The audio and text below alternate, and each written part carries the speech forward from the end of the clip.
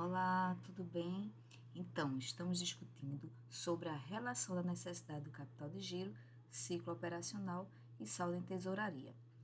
Para fechar as aulas, eu vou trazer para vocês um exemplo para que vocês possam visualizar essa relação na prática, tá? Então, vamos lá. Bem, aqui eu vou trazer para vocês o balanço patrimonial de uma empresa, tá? Onde a gente vai calcular o CCL, a necessidade de capital de giro e o saldo de tesouraria dessa empresa, tá? Para 3 anos. Então, tá aqui o balanço patrimonial, um balanço patrimonial bem simples, realmente, para a gente poder construir esse exemplo e vocês compreenderem, tá? Então, a primeira coisa que a gente faz é classificar o ativo circulante e o passivo circulante em operacional e financeiro. Para o nosso exemplo, nós temos apenas duas contas de ativo circulante financeiro, que é caixa equivalente a caixa e aplicações financeiras. As demais contas, contas a receber, estoque de matéria-prima, estoque de produção e elaboração, estoque de produtos acabados, imposto a recuperar e despesas antecipadas, todas são ativos circulantes operacionais, tá? Olhando para o passivo circulante, nós temos menos contas e aí nós temos apenas uma conta no passivo circulante financeiro, que são os empréstimos. E no passivo circulante operacional, nós temos obrigações sociais, fornecedores e contas a pagar, tá?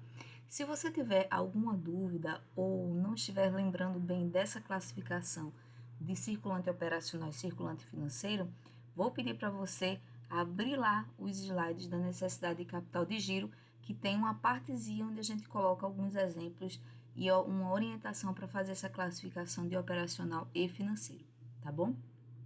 Mas voltando ao nosso exemplo, tendo classificado o circulante, o ativo circulante e o passivo circulante, nós vamos fazer os somatórios, tá? Colocando aqui tudo juntinho. Nós temos aqui o valor total do ativo circulante, o valor total do ativo circulante operacional, do ativo circulante financeiro. Lembrando que o operacional e financeiro é o circulante, pois essa divisão de ativo circulante e operacional nada mais é do que pegar as contas do ativo circulante e classificá-las e separá-las, tá? Mas o somatório delas é e tem que ser igual ao ativo circulante. Passivo circulante, tá aqui todos os valores e juntamente o passivo circulante operacional e o passivo circulante financeiro, tá? Dividido pelos anos 1, 2 e 3. E aqui vamos calcular o capital circulante líquido, a necessidade de capital de giro e o saldo em tesouraria. Aqui nós já podemos ver que para todos os anos o capital circulante líquido deu positivo, a necessidade de capital de giro também deu positiva e o saldo em tesouraria também deu positivo. O que a gente aqui tem do capital circulante para esses anos? Temos que em todos os anos ele é positivo, então o ativo circulante é maior do que o passivo circulante. E temos aqui uma pequena queda no ano 2, entretanto uma boa retomada no ano 3. No ativo circulante operacional, nós temos ele positivo em todos os anos, mas lembrando que nós gostaríamos de ter uma necessidade de capital de giro negativa. Nós gostaríamos que o passivo circulante operacional fosse maior do que o ativo circulante operacional. Se ele é menor, então a necessidade de capital de giro é positiva, significa dizer que parte dos itens do ativo circulante operacional é financiado pelo passivo circulante financeiro, tá? E aqui nos anos, o que é que nós temos? Nós temos no primeiro ano 1755, uma queda, que é bom no segundo ano, entretanto uma retomada que segue a mesma linha do capital circulante líquido. Por fim, saldo em tesouraria, os 3 anos são positivos, o que significa que em todos os anos nós temos ativo financeiro suficiente para pagar o passivo circulante financeiro em todos os anos, tá? E diferente das outras contas, nós temos um aumento no período 2 e uma queda no período 3, tá?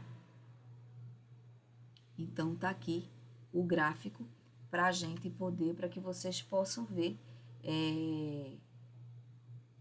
essa conta, tá? Para que vocês possam visualizar bem essa continha, vocês possam ver os decréscimos e os acréscimos, tá, gente? Vejam que não tem muita dificuldade de se fazer isso.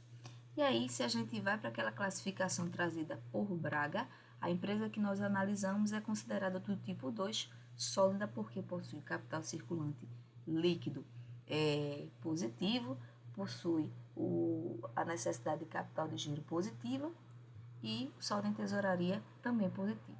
Né? Apenas ressaltando que o ideal é que a necessidade de capital de giro fosse negativa, mas não aconteceu. Entretanto, essa situação é o mais comum que nós temos, tá? E aqui uma interpretaçãozinha para que vocês possam ir acompanhando, possam ler e tirando dúvidas, tá? Bem, isso é o que a gente tinha que discutir sobre a relação de capital circulante e líquido, necessidade de capital de giro e saldo em tesouraria. A gente se encontra nos próximos vídeos e nos próximos assuntos. Tchau, tchau!